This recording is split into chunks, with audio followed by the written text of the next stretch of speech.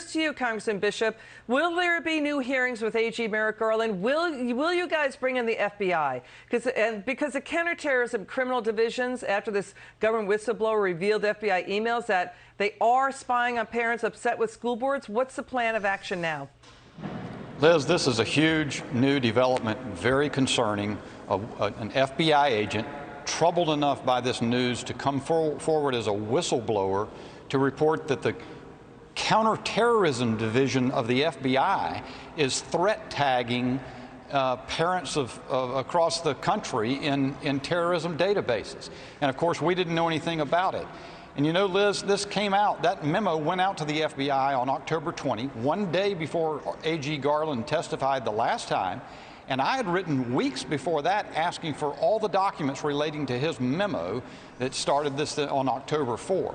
We didn't have that when we talked to AG Garland, and that's what we said today to Chairman Nadler. We need to have the AG back before us, and I agree, it ought to be FBI director as well. And officials, because who knows if they're wiretapping parents. It's not a stretch to think of that, because Congressman Issa, we've seen the FBI be a law unto itself in the past under Trump Russia. Why didn't AG Garland admit to this in testimony? Why is the FBI still doing this after the National School Board Association disavowed its letter to the White House demanding this action? Well, you know, if the AG had admitted to it, he would have been admitting to the kind of wrongful conduct that we haven't seen since J. Edgar Hoover went after Martin Luther King.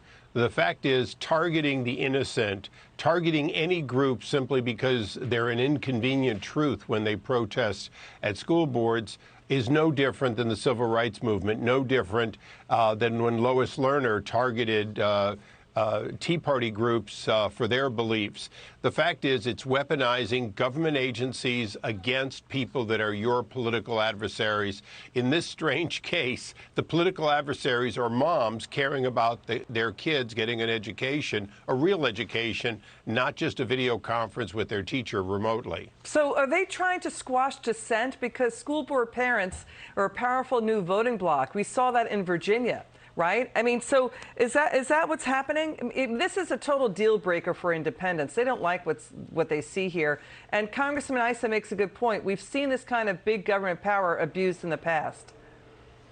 Liz, I do think that's the only explanation. We're not talking about, I mean, to this day, we haven't seen some violence or threats of violence that have materialized that would justify any of this.